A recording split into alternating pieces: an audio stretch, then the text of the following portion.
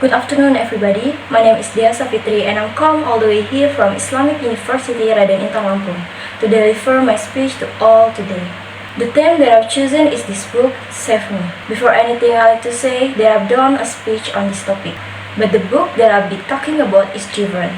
To give you a little background information about myself, I started reading when elementary school started. At the time though, I didn't really go out of my comfort zone that much, because I just didn't want to read book that I would like.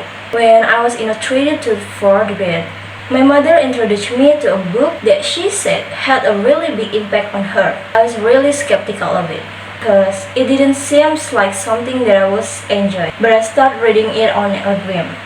The book was about a young Japanese girl who is 6th grade at the time, and she had an avid love for running. She was chosen for her school relay race, so she practiced every single day, and on the day of the competition, her class won first place.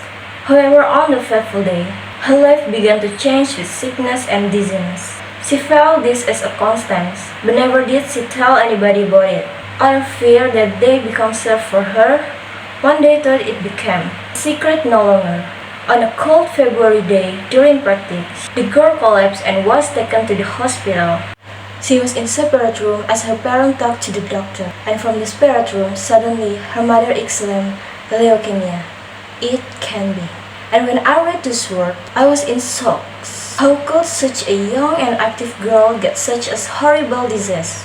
This is the true story of Sadako Sasaki. Her story takes place just a few years after the Hiroshima and Nagasaki bombing. She was just 2 years when it happened. She wasn't really affected at the first, but it showed up eventually in her. The next day, her best friend visited her to the hospital and gave to her a golden paper crane. She explained to Sadako that if she could make 1,000 of them, then hopefully the gods would grant her a wish and she be able to get better. With this in her mind, she began to fold as many paper cranes as she could every single day, in the hope that she be able to get better. It's a bit childish probably, but I really felt inspired and touched reading about it. How she didn't stop, and nor didn't she complain at all about her pain.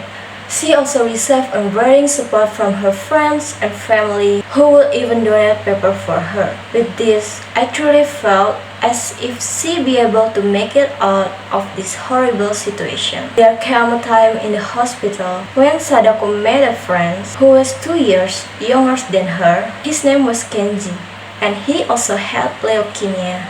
Unlike her, though Kenji did not have this parent around anymore, and he was very pessimistic. They noticed to become a good friend. There came a time to one day when Sadako didn't meet Kenji all day long, and that following night, Sadako heard the sound of hospital bed rolling away.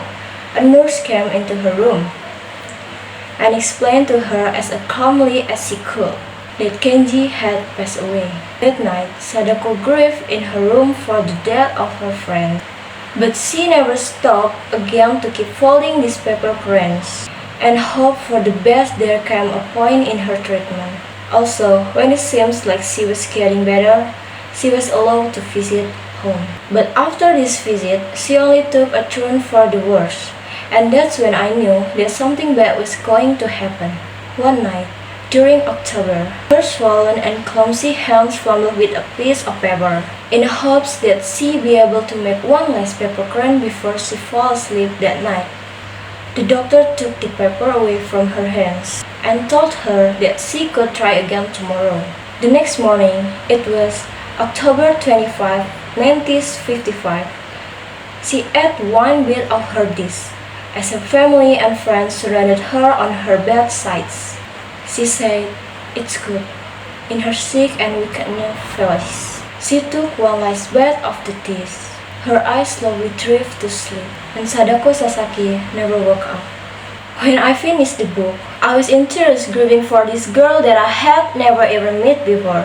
But I was so incredibly thankful that I've gotten to hear of her incredible journey. She had taught me and so many different people the importance of one, the importance of peace and how to maintain it. It has taught me that war is never a good thing.